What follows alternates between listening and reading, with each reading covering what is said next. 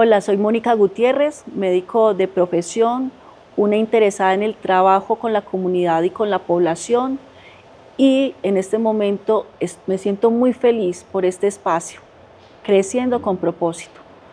Es un espacio pensado con mucho amor para la comunidad. Queremos dar información con alto contenido y con alto valor, y para hoy tenemos un invitado espectacular. Él es el doctor Javier. Quiero que te presentes, doctor Javier. Él es infectólogo de profesión y hoy vamos a hablar de un tema muy interesante. Bienvenido a este espacio. Muchas gracias, Mónica. La idea es aprovechar este espacio al máximo. Yo soy Javier Mauricio González, soy médico internista, infectólogo. Trabajo en este momento en el Hospital San Juan de Dios de aquí de la ciudad de Río Negro y en otras instituciones pues de aquí de Antioquia. Qué bueno, doctor. Bueno, vamos a empezar entonces. Quiero que nos cuentes algo. En redes sociales y en las noticias ha habido como unas alertas, unas posibles alertas sobre aumento de casos de VIH. Yo quisiera preguntarte, ¿es eso cierto, doctor, aquí en el municipio de Río Negro? Eso es parcialmente cierto. Sí hay un aumento en el número de casos nuevos de personas que viven con VIH, no solamente en Río Negro, en Oriente, en Antioquia, en Colombia. Sí. Lo cual contrasta mucho con lo que sucede en otras regiones del mundo. Cuando uno ve los países que ya están más desarrollados, tienen cada año menos casos nuevos de infección por VIH. En cambio, en Colombia se siguen diagnosticando en los últimos 3 años más o menos 14.000 personas al año nuevos casos de infección por VIH, lo cual es muy triste porque uno dice, con toda la tecnología, todo el conocimiento, todos los avances, todas las medidas preventivas que hay hoy en día, uno esperaría que todos los años diagnosticáramos cada vez menos casos, ¿cierto? Sí, sí. Ahora, la población ha ido aumentando también, el fenómeno de migración, hay un montón de fenómenos que tienen que ver con las infecciones de transmisión sexual, en particular con la infección por VIH, que probablemente están relacionadas con el número de casos que estamos diagnosticando. Entonces, sí estamos diagnosticando más casos nuevos por año, no solamente en Río Negro, sino también en Antioquia y en Colombia, pero no tenemos un brote. Es una tendencia a diagnosticar más o menos el mismo número de casos por habitante año, con un aumento en los últimos años que ha sido sostenido y que lo que nos está marcando es que tenemos una ventana de oportunidad muy grande y que tenemos mucho trabajo por hacer. Ok, o sea que nos queda claro, no es que lo que pasa es que se están diagnosticando más casos de VIH y que tenemos que trabajar mucho más. En ese contexto, doctor, yo quiero que nos hables de la diferencia entre lo que es ser VIH positivo y tener SIDA.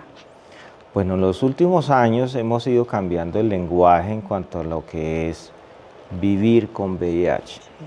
Entonces, lo que antes llamábamos personas con SIDA o personas con VIH, hoy hablamos de personas que viven con VIH. Y yo creo que ese es el mensaje más importante de hoy que yo quisiera transmitir a la gente, ¿cierto? Es, las personas no tienen VIH. Las personas viven con el VIH cuando están infectadas por el virus del VIH, ¿cierto? Hoy en día no hacemos tanta diferencia entre quienes tienen SIDA y quienes tienen VIH, porque uno puede vivir con VIH aún cuando empezó en una fase avanzada de la enfermedad, que es lo que llamamos el SIDA, que es simplemente una serie de síntomas, signos, alteraciones en los exámenes, en las imágenes, que las clasificamos hace muchos años como SIDA, que es el síndrome de inmunodeficiencia adquirida.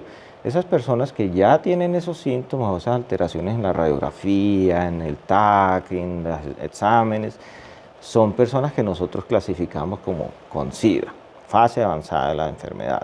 Sin embargo, en los últimos años se ha visto que así uno se ha diagnosticado en una fase avanzada de la enfermedad, el pronóstico es muy bueno si adhiere a tratamiento y toma un buen tratamiento, recibe un buen tratamiento, y la probabilidad de vivir muchos años es muy alta. Entonces ya no nos interesa tanto diferenciar si la persona vive con VIH, con SIDA o sin SIDA, sino que nos interesa es que la persona sepa que va a vivir con el virus, que debe sacar su vida adelante en todos los aspectos que significa vivir, ¿cierto? En el aspecto familiar, en el aspecto social, en el aspecto laboral, Mejor dicho, como le digo yo a los pacientes, si usted es exitoso en la vida, usted va a vivir bien con VIH sin ningún problema. ¿Y por qué decimos que deben vivir con VIH? Porque no tenemos cura, ¿cierto? Entonces, como no le podemos prometer al paciente que le vamos a quitar el virus de su cuerpo, que sería curarlo, Sí. va a tener que vivir con su virus, pero viva en paz con el virus. Entonces ahí está. Hablamos de personas que viven con VIH, algunos de ellos tienen SIDA, Sí. están clasificados como el síndrome de No, inmunodeficiencia adquirida, pero hoy en día ya no nos concentramos tanto en diferenciarlo, ¿cierto? Y los pacientes siempre llegan y le preguntan a uno, doctor, ¿yo tengo VIH o tengo SIDA?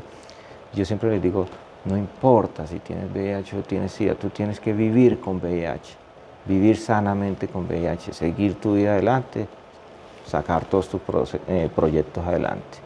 o sea que ya el convivir o vivir con VIH se ha convertido en una enfermedad crónica y que él tiene que convivir así igual como con la hipertensión o como la diabetes. Con la diferencia de que esto no es una enfermedad.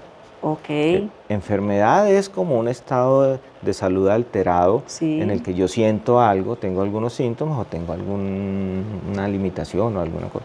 Las personas que viven con VIH no están enfermas. Ok. Tienen el virus en su cuerpo, el virus se está replicando en su cuerpo cuando no están con tratamiento, pero no tienen síntomas necesariamente.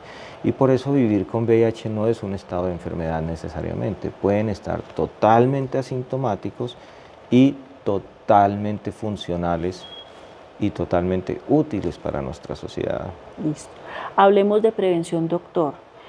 ¿Cuáles son las formas más fáciles de que se pueda transmitir el virus del VIH en las personas? Para que nos quede bien claro, porque tenemos como algunos mitos. Queremos que nos aclare, por favor, sobre eso. Esta es una condición de transmisión sexual.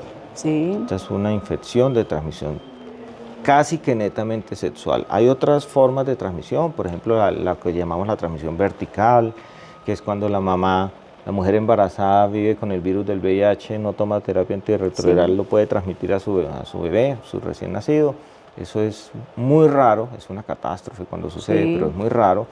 Pero básicamente la gran mayoría de personas que adquieren el virus lo adquieren a través de transmisión sexual. Y transmisión sexual es acto sexual, ¿cierto? Sí. No es un besito, no son abrazos, no es acostarse al lado del otro, es tener vida sexual activa con una persona que tenga el virus, me lo puede pasar a mí.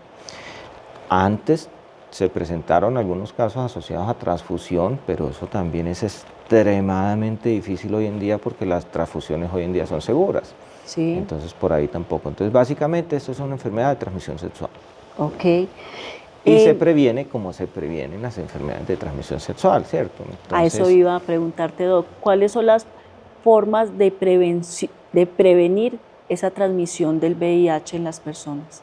Eso, entonces la transmisión como es un virus que se transmite a través de la vida sexual, se previene más o menos con lo que hemos aprendido durante Sí. muchos años, y es tener lo que llaman sexo seguro. Sexo seguro es un concepto bastante difícil y que ha ido Sí. cambiando en el tiempo, porque a uno le decían, bueno, entonces defíname qué es sexo inseguro, que es una persona que tiene una vida sexual riesgosa, y en los libros aparece y en las guías aparece como actividades de riesgo sexual para adquirir enfermedades de transmisión sexual. Y esas actividades, si uno se pone a ver, son muy comunes. Sí. Entonces le decían a uno, tener más de una pareja en los últimos 6 meses. Uno ahí ya dice, muchas personas seguramente están cumpliendo eso, ¿cierto? Tener actividad sexual sin protección, o sea, sin preservativo, con una persona que usted no sabe si es positiva o no sabe su estado de infección con VIH, y es que la mayoría de gente no sabe. Entonces hay muchas de esas, ganar dinero a través con la relación sexual y otras muchas. Entonces estas infecciones se pueden transmitir teniendo lo que llamamos sexo seguro. Básicamente es teniendo cuidado con cuántas parejas tiene uno, teniendo protección física a través del preservativo, que es altamente eficiente para prevenir no solamente VIH, sino otras enfermedades de transmisión sexual, y por eso hay que hacer tanta promoción al uso adecuado del preservativo. ¿Cuál ha sido el problema del preservativo? Cuando uno mira los estudios del preservativo, debería ser la maravilla, Sí. pero cuando lo lleva a uso práctico en la vida diaria de las personas, no termina siendo tan efectivo como en los estudios clínicos, porque no es posible que la gente lo use 100% de las veces y 100% de las veces bien usado. Y ahí es donde de pronto pierde eficacia y por eso es que uno no se puede confiar solamente del preservativo, a pesar de que siendo bien usado es altamente efectivo. Y en los últimos años han salido unas intervenciones diferentes para prevención que son fenomenales, supremamente esperanzadoras. Y yo diría que hace 10 o 15 años nosotros soñábamos con tener cosas como las que tenemos ahora. Y básicamente estamos hablando de la terapia PrEP, que es la terapia para prevenir la infección cuando yo sé que me voy a exponer a un riesgo de infección por VIH, puedo tomar tratamientos para disminuir el riesgo de infectarme a pesar de estar expuesto, ¿cierto? Esa terapia PrEP es altamente efectiva y está en nuestro medio desde hace algunos años y es pues una opción muy válida para las personas que cumplen algunos criterios clínicos de riesgo para infectarse por el virus del VIH. Bueno, entonces hablando de PrEP, doctor, pues hay algunos mitos que hay determinadas poblaciones que son más susceptibles a contraer el virus del VIH. Yo quiero que nos especifique bien sobre esos mitos, que nos aclares si hay poblaciones específicas o cómo podemos, digamos, contarle a la gente que no hay poblaciones específicas, ¿cierto? Yo quiero que nos aclares ese punto, doctor. Sí, yo creo que ahí hay varias formas de verlo, ¿cierto? Sí. Realmente sí hay poblaciones de más riesgo, ¿cierto? Entonces, cuando uno mira, por ejemplo, los datos de los últimos años, en Colombia y en Latinoamérica, el 70% de los casos nuevos de infección por VIH, la persona pertenece a una de esas poblaciones llamadas de riesgo, que son hombres que tienen sexo con hombres, transexuales, usuarios de drogas intravenosas, entre otros, ¿cierto? Sí. No son los únicos, pero entre otros. Y uno dice, estos grupos, estas personas que pertenecen a alguno de estos grupos, no son el 70% de la población, pero están aportando el 70% de los casos nuevos de infección por VIH. Entonces sí hay una concentración de transmisión en algunas poblaciones de más riesgo y por eso se hablan de grupos de riesgo, ¿cierto? Sí. Eso hay que tenerlo claro y eso no es una intención de castigar a estas poblaciones, sino de concentrar en estas poblaciones más información, más prevención y de pronto más intervenciones en esos grupos. Ahora, las personas que no pertenecen a esos grupos también pueden beneficiarse de información, de prevención, ¿cierto? Sí. Y vuelvo a retomar lo del PrEP. Quisiera saber cuáles son las condiciones necesarias para que yo, por ejemplo, me acerque y pueda conseguir el PrEP. Sí, yo siempre digo, es muy triste que teniendo tantas personas con indicación de PrEP no estén recibiéndola, ¿cierto? Y hay una barrera de información, una barrera de conocimiento que empieza por el exceso de conocimiento. Exceso de conocimiento. ¿Quién iba a pensar que el exceso de conocimiento se terminara volviendo una barrera para el conocimiento, ¿cierto? Y cuando uno miraba hace 10, 15 años, casi la mitad de las publicaciones tenían algo que ver con la infección por VIH. O sea, la cantidad de información que salió acerca del VIH es tan alta que todos los médicos empezaron a sentirse superados por la información por VIH. Entonces dijeron, yo no vuelvo a leer de eso. ¿Por qué? Porque es que salen 15, 20 artículos diariamente. ¿Yo cómo hago para seguir el ritmo a eso? Entonces empezó a salir tanta información que los médicos nos empezamos a quedar. Sí. Y entonces se volvió una barrera. Y muchos médicos dijeron, no, el VIH, eso es del infectólogo, eso no sé qué, eso sí cuándo, yo no quiero leer nada de eso, eso es muy complicado, que los mecanismos de resistencia, que los genes, un poco de cosas raras que los médicos no nos queremos aprender, y se empezaron a alejar del tema. Entonces, cuando uno ve una terapia tan fácil, tan altamente efectiva como el PrEP, no se está ofreciendo principalmente por el desconocimiento de nosotros mismos como médicos. Entonces, ¿yo qué le digo a las personas? Si usted cree que tiene riesgo de infectarse por VIH, consulte al médico y hágale la pregunta específica. Doctor, ¿yo podría tomar PrEP? yo podría beneficiarme de tomar terapia para prevenir el VIH, y ya su doctor, si no es muy conocedor del tema, lo incluirá en lo que llaman la ruta PrEP o en alguna estrategia que su aseguradora tenga disponible para tal fin. O sea que el médico es el que decide, según la historia del paciente y los factores de riesgo, si él debe tomar el PrEP o no. Exactamente, la terapia PrEP es un acto médico, es una fórmula, es un medicamento que puede tener eventos adversos. No es solo lo maravilloso pues, de su efecto benéfico, sino que también hay que vigilar ciertos parámetros que pueden ser alterados por la terapia. Y eso no lo dan en las EPS, ¿cierto? Sí, sí, sí. O las IPS. Sí, normalmente está dentro del el plan obligatorio de salud. Qué bueno, doctor. Yo quería contarle que desde el programa de Creciendo nosotros estamos haciendo acciones en la parte de con los chicos, con los adolescentes, les estamos dando talleres para la prevención de enfermedades de transmisión sexual. Entonces se une mucho a esto de la prevención que estamos hablando y en tanto de las otras enfermedades de transmisión sexual como el VIH. Entonces, desde ahí, desde su experiencia, ¿cuál es el papel de la educación en la erradicación del VIH o en la prevención del contagio del VIH? Yo creo que es fundamental, Miri, no es solamente PrEP, es diagnóstico precoz, por ejemplo, ¿cierto? Sí. Que ahí tenemos un margen de oportunidad gigante y es ¿cuántas personas con vida sexual activa se han hecho una prueba de VIH en los últimos 6 meses, cierto? Empezando por uno mismo. Sí. Si uno pregunta aquí al auditorio, muy probablemente la mayoría no se han hecho una prueba de VIH en los últimos 6 meses. Entonces, parte de la educación también es eso, ¿cierto? Es, primero, sepan que vivir con VIH es posible, no es una enfermedad mortal si usted recibe tratamiento apropiado.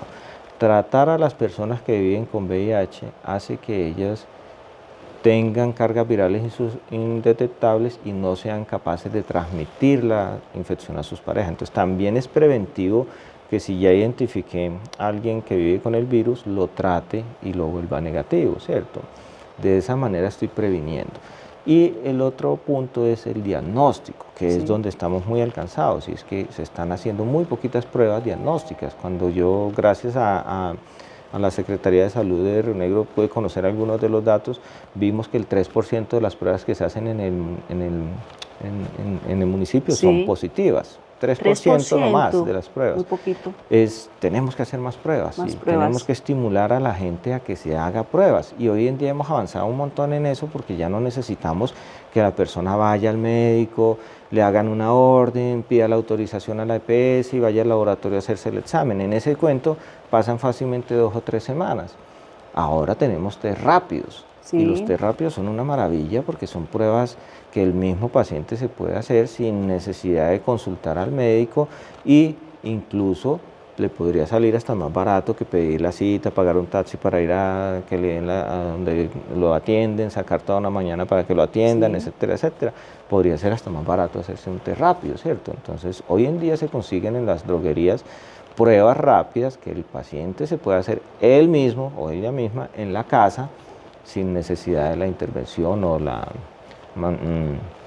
solicitud de una cita médica formal, ¿cierto? Ahora que hay que tener un poquito de cuidado con las pruebas rápidas es con la información. Sí. Las pruebas rápidas en Colombia tienen como obligación tener una página donde la persona pueda recibir una asesoría preprueba y una asesoría postprueba para que no vaya a ser tan sorprendido con el resultado, porque el resultado puede ser muy estresante. Sí. O sea que con lo que nos dice el doctor, cualquier persona puede acceder a una prueba rápida si de pronto piensa que tiene algún riesgo, y ya después, por ejemplo, le sale el resultado, que consulte donde su médico de confianza para que puedan hablar y discutir cómo le salió la prueba y qué paso a seguir. Eso es lo que te entendí. Exactamente, como cuando uno se hace una prueba de embarazo, ¿cierto? Uno se hace la prueba de embarazo, le da positiva y va corriendo a pedir su ingreso al programa de control prenatal. Aquí es más o menos lo mismo. Las pruebas negativas son altamente confiables y las pruebas positivas también son altamente confiables y deben motivar ahí sí la búsqueda de una atención médica. Qué bueno, porque eso es una noticia muy buena. Y hablando de noticias buenas, quisiera que nos contaras sobre los nuevos tratamientos y avances en VIH. En eso sí hemos avanzado muchísimo y eso sí ya es una realidad. La gran mayoría de las personas recientemente diagnosticadas están recibiendo en Colombia tratamientos modernos para la infección por VIH.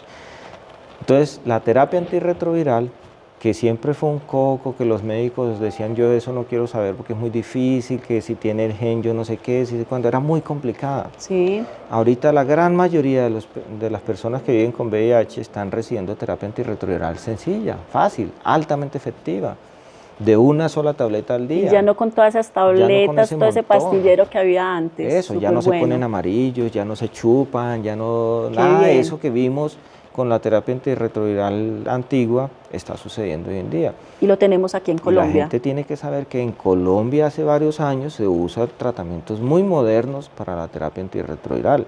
La gran mayoría de pacientes están empezando con un medicamento que se llama dolutegravir, que yo siempre me acuerdo mucho al primer evento que yo fui en Estados Unidos, que era como la primera vez que yo he ido, vi un doctor exponiendo ese medicamento y yo decía, qué nota. ¿Qué nota? ¿Será que a mí sí me toca ver pacientes con esto? Y cuando empecé a ver mis primeros pacientes acá con ese medicamento, a ver cómo esos pacientes no desarrollan resistencia, esos pacientes van súper bien, yo decía, wow, tenemos esto, ¿cierto? Y la carga viral indetectable, entonces no transmiten el VIH. Tolerando súper bien el tratamiento, sin síntomas neurocognitivos como tenían antes. Obviamente hay personas que hacen eventos adversos a los medicamentos y por eso tienen que ser manejados por gente que sepa de eso, ¿cierto? Pero la verdad hoy en día es muy fácil. Qué bueno. Y yo le digo a mis estudiantes, apréndanse 2 o 3 medicamentos para el VIH de los nuevos que son muy fáciles de prescribir. Es más difícil manejar un hipertenso hoy en día, que casi todos necesitan 2 o 3 medicamentos, a un paciente que vive con VIH, que en general con el primer esquema, si es de estos modernos, va a estar bien. Y si es juicioso. Sí, claro, ahí la clave es la adherencia. Y ahí viene el otro punto, y es la drogodependencia o el trastorno abusivo por uso abusivo de sustancias, ¿cierto? Sí. Que es un coco en nuestra sociedad.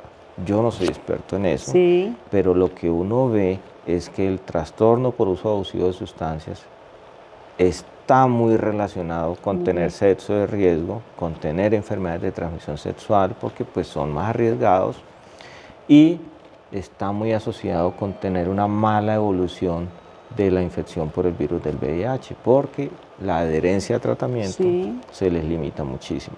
De eso quería que habláramos, porque nosotros tenemos en nuestro pensamiento que el VIH nos afecta solamente la parte física, ¿cierto? Pero esa parte mental, esa salud mental, también la compromete el VIH, y lo que tú dices sobre la patología dual, el consumo de drogas psicoactivas que se une con ser portador del VIH, pues quisiera que nos ampliaras un poquitico de eso, doctor. Sí, desde muy temprano, ustedes saben que la infección por VIH se conoce hace más o menos unos 40 años y eso, desde muy temprano se vio que este es un virus neurotrófico, o sea, este es un virus que altera el cerebro, las neuronas y todo lo que uno llama cerebro.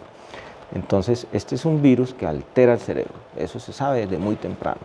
Esa alteración cerebral no tiene que ver solamente con que uno no pueda mover una mano, sino que también tiene que ver con la mayor predisposición que tienen a enfermedades mentales, llámese depresión, ansiedad, consumo de drogas, etcétera, etcétera. Entonces, esta es una infección que puede comprometer muchos aspectos de la vida, no solamente el corporal, como llamamos, sino también el mental. Y además está muy relacionada con esas alteraciones que nos llevan a exponernos al riesgo, ¿cierto? Entonces uno dice, ¿por qué los muchachos ahora se están matando haciendo gravity bike? ¿Cierto? ¿A quién se le va a ocurrir tirarse en una bicicleta sin frenos con unas pesas para que bajen a 80, 90 kilómetros por hora y matarse en eso, ¿cierto? Entonces hay un trasfondo social en todo esto que llamamos riesgo, y es que hay un grupo de personas que se están exponiendo deliberadamente al riesgo, ¿cierto? Les gusta esa sensación. Y ese grupo de personas, por supuesto, al exponerse al riesgo, terminan teniendo desenlaces que tienen que ver con ese riesgo. Entonces ahí va a haber una asociación tanto desde antes de, que lo ve uno mucho, y lo ve uno mucho, por ejemplo, en los programas de salud mental y de drogadicción o de farmacodependencia en nuestro medio, que esas personas van al programa, les hacen de todo, y al año TIN, VIH positivo. Ok. Y uno dice, ¿por qué esa persona, si se sabía que tenía un riesgo, nunca se le ofreció PrEP? ¿Cierto? Porque nuestros programas de pronto no están integrados así como uno quisiera, ¿cierto? Entonces, el programa de desintoxicación, drogodependencia, como quiera que se llame, no va de la mano con los otros. No estamos midiendo o haciendo el enfoque de riesgo de esa persona, Exacto. midiendo o haciendo acciones preventivas para que no se exponga al VIH. Porque no somos buenos haciendo lo que tú me estabas diciendo anteriormente, y es, hay que ver todo el contexto de la persona, ¿cierto? De su familia, de su estado laboral, de las personas desempleadas están más desesperadas, están más expuestas a riesgos como parte de su desesperación. Aquí hay todo un fenómeno de cosas. Y es muy triste, pero es una realidad que cuando las personas son diagnosticadas con el virus del VIH, uno le dice, mira, vives con el virus del VIH, vamos a empezar este tratamiento, esto y aquello, sus familias suelen darles la espalda con frecuencia. Y eso es supremamente triste. Y una de las cosas que uno va aprendiendo en el tiempo es que ninguna mamá le da la espalda a su hijo o hija que viva con VIH. Pero la persona recién diagnosticada no quiere compartir esa información con su mamá o con su familia, entonces se termina alejando de su familia y eso empeora la situación, porque se desescolariza, se sale del trabajo, lo echan del trabajo, empieza a incumplir esto y aquello, y su situación tiende a ser una bola de nieve que va empeorando. Hablando de eso, doctor, para nosotros es demasiado importante ese contexto familiar. Sabemos que la familia está inmiscuida en todas las etapas de la vida y creemos que ese apoyo familiar es demasiado importante para que los pacientes salgan adelante. Entonces mi pregunta es, ¿cuál es el apoyo o los profesionales que deben estar pendientes tanto del paciente como de la familia en consideración suya, doctor? Sí, yo creo que eso está más o menos bien establecido en los programas de tratamiento de terapia antirretroviral. Y aquí se necesita sin duda un equipo multidisciplinario, pero yo hago mucho énfasis en el primer contacto médico que tiene la persona que vive con VIH, y esa persona que o le informa que le dio positiva la prueba, o a quien el paciente acude espontáneamente a decir, mire, me dio esta prueba positiva, quiero ver qué tengo que hacer, ¿cierto? Ese primer contacto es fundamentalmente importante. Digamos que es el más importante.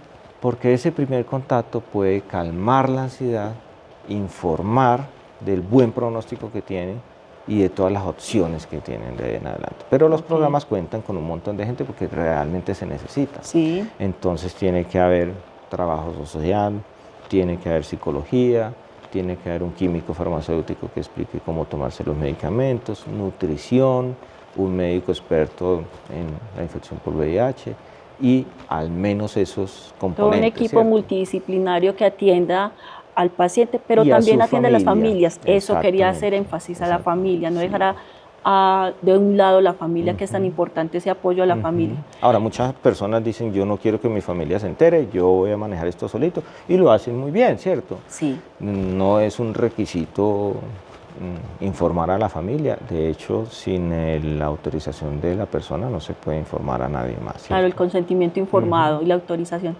Bueno, doctor, para terminar, quisiera que nos dejaras un consejo o una reflexión sobre esto que hablamos tanto para los pacientes como para las familias, para la comunidad en general, sobre el VIH y todo lo que hablamos hoy. Mire, yo vivo sorprendido de que tengamos cada vez tantas personas nuevas viviendo con el virus del VIH, teniendo tantas oportunidades de prevenir. Yo creo que nosotros como sociedad tenemos tenemos una tarea pendiente, sí, y es que tenemos que poder disminuir el número de casos nuevos de VIH. Eso se puede, hay que hacer muchas pruebas. Entonces la gente tiene que saber, hay pruebas rápidas, si usted no quiere ir al médico, hágase su prueba usted mismo, no importa, hágasela, pero háganse pruebas, ¿cierto? Los que viven con VIH, trátense bien el VIH, que eso no tiene sino beneficios para usted y para la comunidad, porque usted no transmite el virus, ¿cierto? Hay una tarea pendiente, y es informarle a la gente, VIH no tiene por qué matar, la gente tiene que vivir con VIH, cumplir todas sus expectativas, cumplir todas sus metas, no transmitirlo a los demás, y para uno poder hacer eso tiene que saber si usted mismo vive con VIH o no. Entonces, la primera tarea es háganse muchas pruebas. Nosotros mismos hagámonos pruebas de vez en cuando. ¿Cada cuánto se deben hacer esas pruebas? Depende del riesgo. Del riesgo. Depende del riesgo, sí. Pero, por ejemplo, si le decimos a la comunidad, bueno, yo creo que puedo tener riesgo de tenerlo, más o menos un estimativo cada 6 meses, cada año. Hay personas que se hacen pruebas cada 3 meses porque su riesgo es muy alto, Sí. pero ahí es donde viene, si usted ya sabe que tiene un riesgo alto, entre a un programa de PrEP, ¿cierto? Y ahí le dirán cada cuánto hacer la prueba.